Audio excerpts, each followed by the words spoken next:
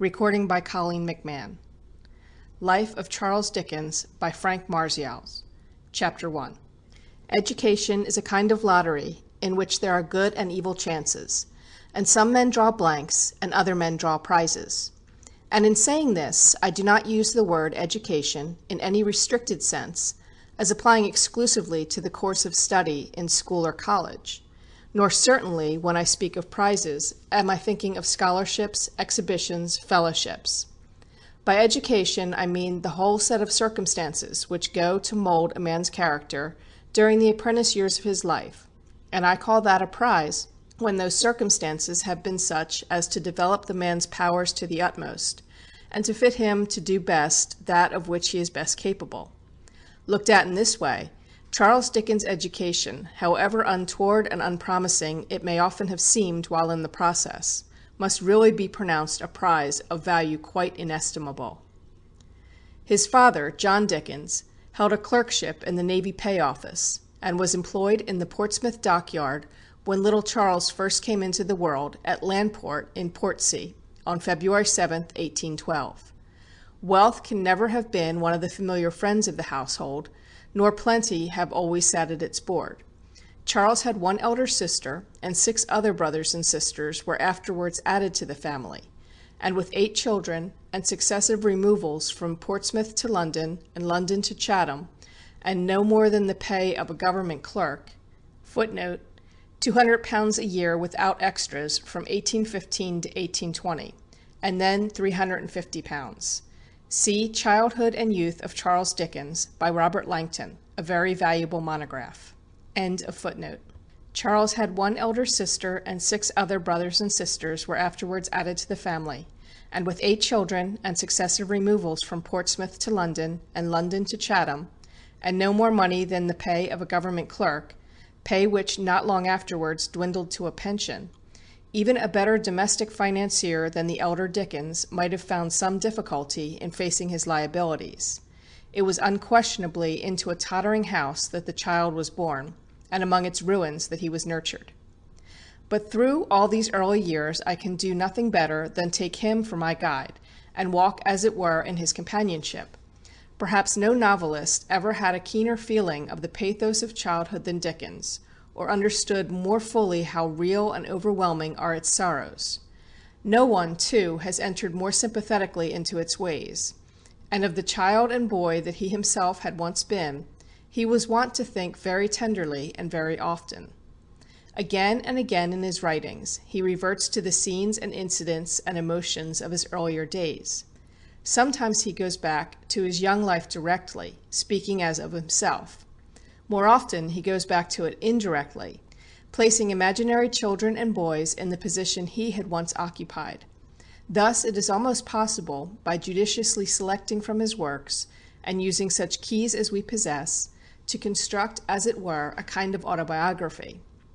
Nor, if we make due allowance for the great writer's tendency to idealize the past, and intensify its humorous and pathetic aspects, need we at all fear that the self-written story of his life should convey a false impression. He was but 2 years old when his father left Portsea for London, and but 4 when a second migration took the family to Chatham. Here we catch our first glimpse of him, in his own word painting, as a very queer small boy, a small boy who was sickly and delicate, and could take but little part in the rougher sports of his school companions, but read much, as sickly boys will. Read the novels of the older novelists in a blessed little room, a kind of palace of enchantment, where Roderick Random, Peregrine Pickle, Humphrey Clinker, Tom Jones, the Vicar of Wakefield, Don Quixote, Gil Blas, and Robinson Crusoe came out, a glorious host, to keep him company. And the queer small boy had read Shakespeare's Henry IV, too, and knew all about Falstaff's robbery of the travellers at Gad's Hill, on the rising ground between Rochester and Gravesend, and all about Mad Prince Henry's pranks, and what was more, he had determined that when he came to be a man, and had made his way in the world, he should own the house called Gad's Hill Place, with the old associations of its site, and its pleasant outlook over Rochester and over the low-lying levels by the Thames. Was that a child's dream? The man's tenacity and steadfast strength of purpose turned it into fact. The house became the home of his later life. It was there that he died. But death was a long way forward in those old Chatham days, nor, as the time slipped by, and his father's pecuniary embarrassments began to thicken and make the forward ways of life more dark and difficult, could the purchase of Gad's Hill Place have seemed much less remote. There is one of Dickens' works which was his own special favorite, the most cherished, as he tells us, among the offspring of his brain. That work is David Copperfield. Nor can there be much difficulty in discovering why it occupied such an exceptional position in his heart of hearts, for in its pages he had enshrined the deepest memories of his own childhood and youth. Like David Copperfield, he had known what it was to be a poor, neglected lad, set to rough, uncongenial work, with no more than a mechanic's surroundings and outlook, and having to fend for himself in the miry ways of the great city. Like David Copperfield, he had formed a very early acquaintance with debts and duns, and been initiated into the mysteries and sad expedients of shabby poverty. Like David Copperfield, he had been made free of the interior of a debtor's prison. Poor lad, he was not much more than 10 or 11 years old when he left Chatham, with all the charms that were ever after to live so brightly in his recollection: the gay military pageantry, the swarming dockyard, the shifting sailor life, the delightful walks in the surrounding country, the enchanted room tenanted by the first fairy daydreams of his genius, the day school where the master had already formed a good opinion of his parts, giving him Goldsmith's Bee as a keepsake. This pleasant land he left for a dingy house in a dingy London suburb, with squalor for companionship, no teaching but the teaching of the streets, and all around and above him the depressing, hideous atmosphere of debt. With what inimitable humor and pathos has he told the story of these darkest days. Substitute John Dickens for Mr. Micawber, and Mrs. Dickens for Mrs. Micawber, and make David Copperfield a son of Mr. Micawber, a kind of elder Wilkins, and let little Charles Dickens be that son, and then you will have a record, true in every essential respect, of the child's life at this period. Quote, "Poor Mrs. Micawber, she said she had tried to exert herself, and so I have no doubt she had. The center of the street door was perfectly covered with a great brass plate on which was engraved Mrs. Micawber's boarding establishment for young ladies, but I never found that any young lady had ever been to school there, or that any young lady ever came or proposed to come, or that the least preparation was ever made to receive any young lady. The only visitors I ever saw or heard of were creditors. They used to come at all hours, and some of them were quite ferocious." End of quote. Even such a plate, bearing the inscription Mrs. Dickens' establishment, ornamented the door of a house in Gower Street North, where the family had hoped, by some desperate effort, to retrieve its ruined fortunes. Even so did the pupils refuse the educational advantages offered to them, though little Charles went from door to door in the neighborhood, carrying hither and thither the most alluring circulars. Even thus was the place besieged by assiduous and angry duns. And when, in the ordinary course of such sad stories, Mr. Dickens is arrested for debt and carried off to the Marshalsea prison, footnote, Mr. Langton appears to doubt whether John Dickens was not imprisoned in the King's Bench, but this seems scarcely a point on which Dickens himself can have been mistaken. End of footnote. And when, in the course of such sad stories, Mr. Dickens is arrested for debt and carried off to the Marshalsea prison, he moralizes over the event in precisely the same strain as Mr. Micawber, using indeed the very same words, and calls on his son with many tears, quote, to take warning by the Marshalsea, and to observe that if a man had £20 a year and spent £19 19 shillings and sixpence, he would be happy, but that a shilling spent the other way would make him wretched. End of quote. The son was taking note of other things besides these moral apothegms, and reproduced in after days, with a quite marvelous detail and fidelity, all the incidents of his father's incarceration. Probably, too, he was beginning, as children will, almost unconsciously, to form some estimate of his father's character. And a very queer study in human nature that must have been, giving Dickens, when once he had mastered it, a most exceptional insight into the ways of impecuniosity.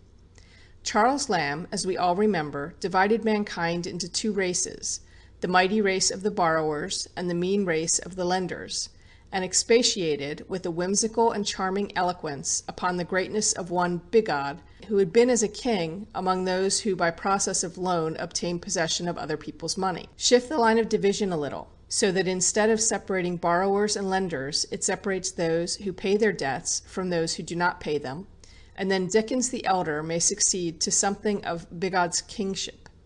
He was one of the great race of debtors, possessing especially that ideal quality of mind on which Lamb laid such stress. Imagination played the very mischief with him. He had evidently little grasp of fact, and moved in a kind of haze, through which all clear outlines would show blurred and unreal. Sometimes, most often perhaps, that haze would be irradiated with sanguine visionary hopes and expectations.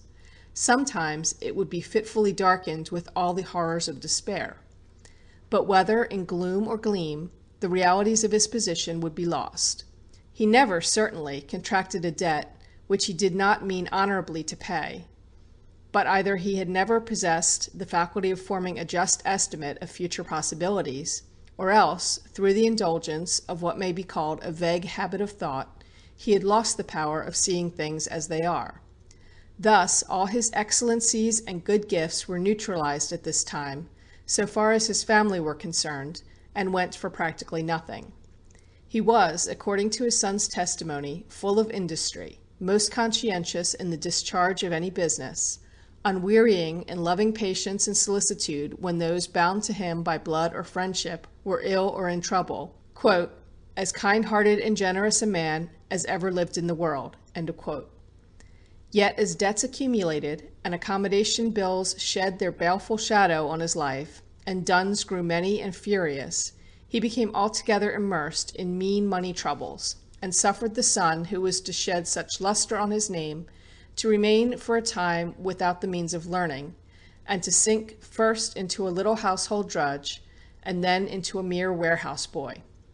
So little Charles, aged from 11 to 12, first blacked boots, and minded the younger children, and ran messages, and effected the family purchases, which can have been no pleasant task in the then state of the family credit, and made very close acquaintance with the inside of the pawnbrokers' shops, and with the purchasers of second-hand books, disposing, among other things, of the little store of books he loved so well, and then, when his father was imprisoned, ran more messages hither and thither, and shed many childish tears in his father's company, the father doubtless regarding the tears as a tribute to his eloquence, though heaven knows there were other things to cry over besides his sonorous periods. After which a connection, James Lammert by name, who had lived with the family before they moved from Camden Town to Gower Street, and was a manager of a worm-eaten, rat-riddled blacking business near Old Hungerford Market, offered to employ the lad on a salary of some 6 shillings a week or thereabouts.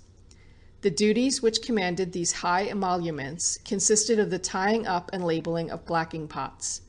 At first Charles, in consideration probably of his relationship to the manager, was allowed to do his tying, clipping, and pasting in the counting-house. But soon this arrangement fell through, as it naturally would, and he descended to the companionship of the other lads similarly employed in the warehouse below.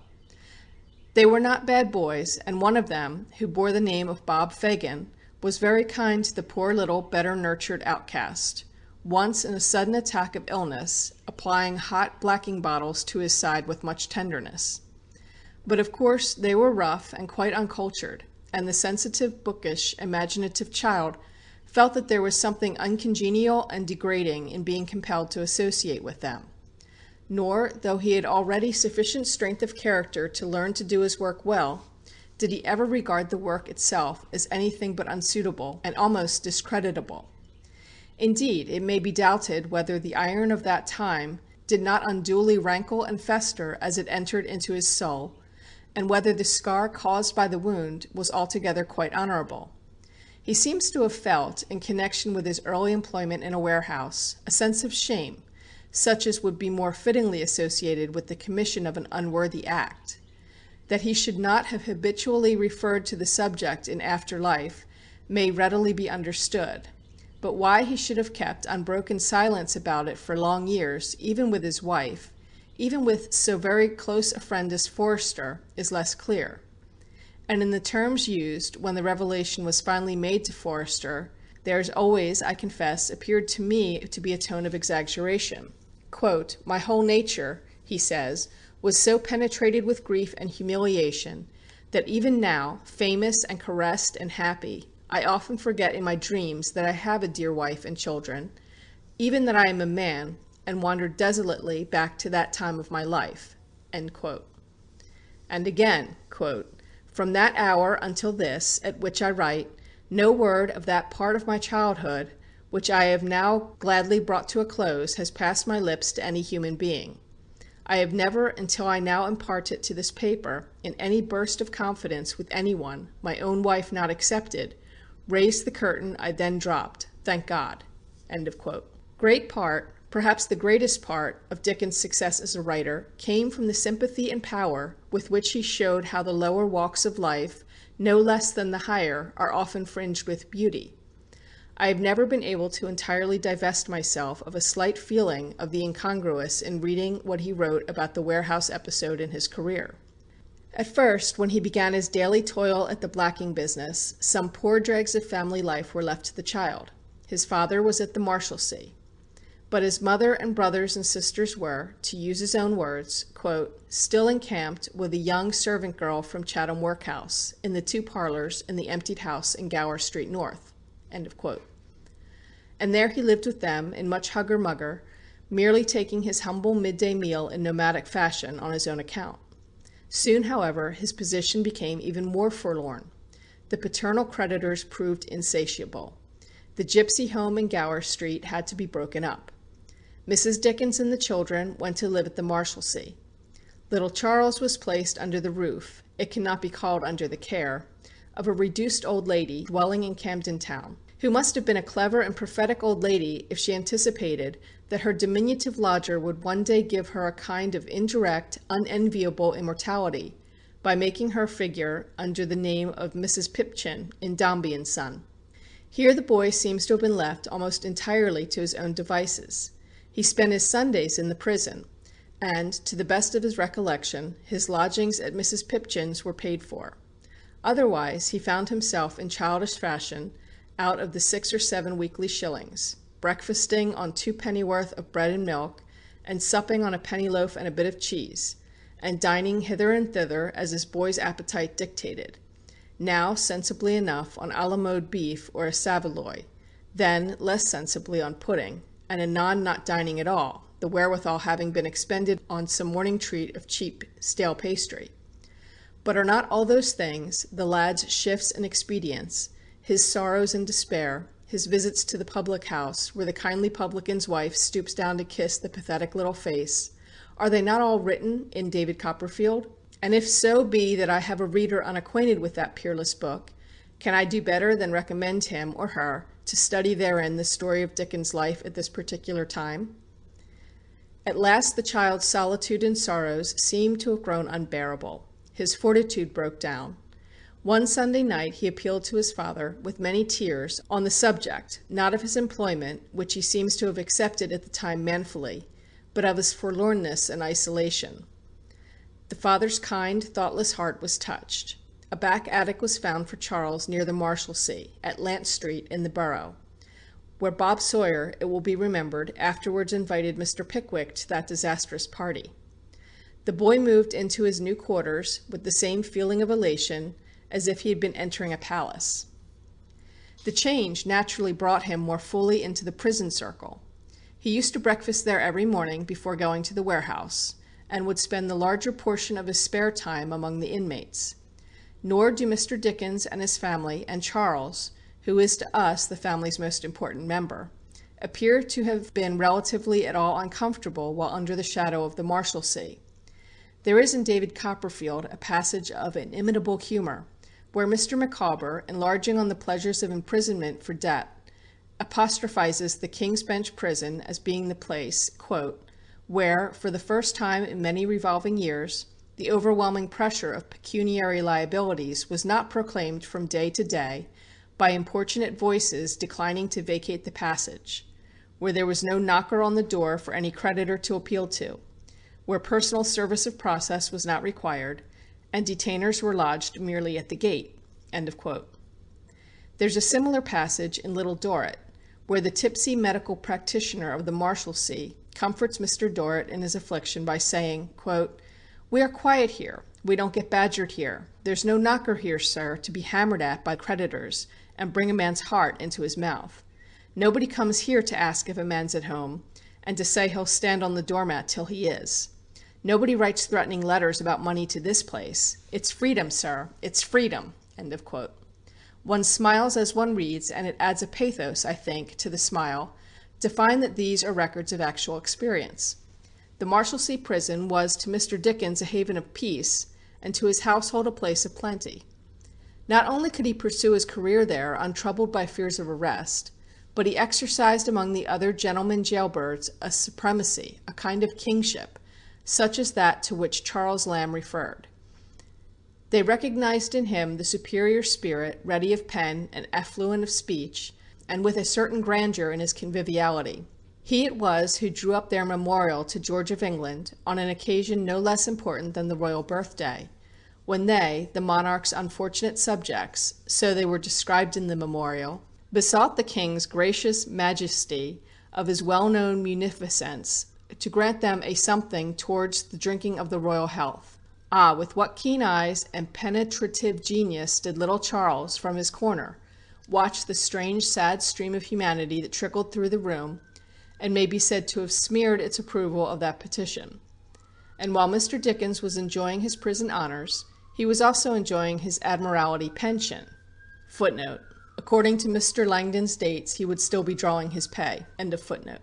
And while Mr. Dickens was enjoying his prison honors, he was also enjoying his Admiralty pension, which was not forfeited by his imprisonment, and his wife and children were consequently enjoying a larger measure of necessaries of life than had been theirs for many a month.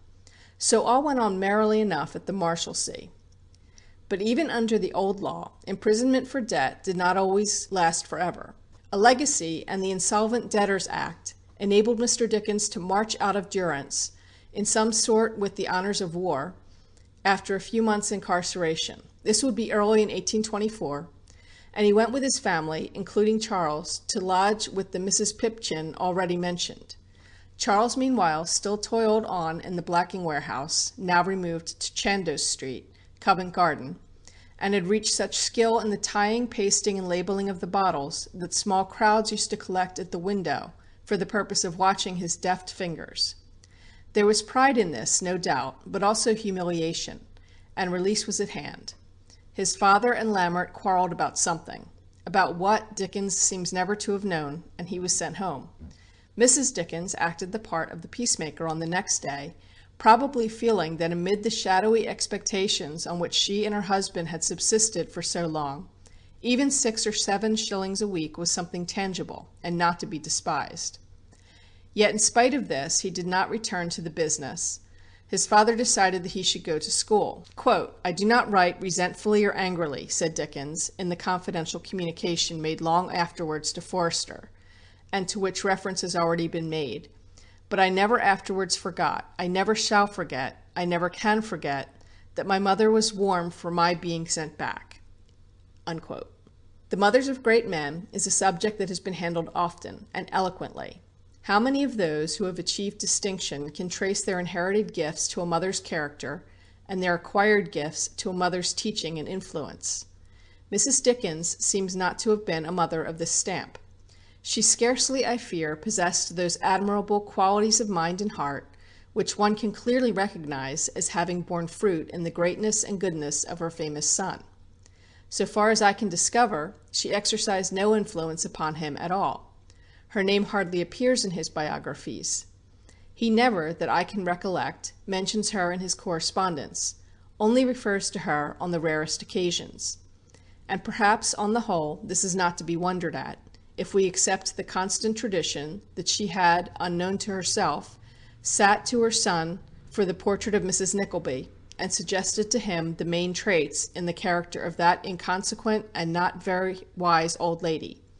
Mrs. Nickleby, I take it, was not the kind of person calculated to form the mind of a boy of genius. As well might one expect some very domestic bird to teach an eaglet how to fly. The school to which our callow eaglet was sent in the spring or early summer of 1824 belonged emphatically to the old school of schools.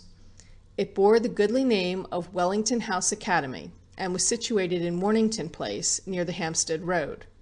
A certain Mr. Jones held chief rule there, and as more than 50 years have now elapsed since Dickens' connection with the establishment ceased, I trust there may be nothing libellous in giving further currency to his statement, or rather, perhaps, to his recorded impression. Footnote: see paper entitled Our School. End of footnote. I trust there may be nothing libellous in giving further currency to his statement, or rather, perhaps, to his recorded impression, that the headmaster's one qualification for his office was dexterity in use of the cane, especially as another old boy corroborates that impression, and declares Mr. Jones to have been, quote, a most ignorant fellow, and a mere tyrant, unquote. Dickens, however, escaped with comparatively little beating, because he was a day boy, and sound policy dictated that day boys, who had facilities for carrying home their complaints, should be treated with some leniency. So he had to get his learning without tears, which was not at all considered the orthodox method in the good old days, and indeed I doubt if he finally took away from Wellington House Academy very much of the book knowledge that would tell in a modern competitive examination.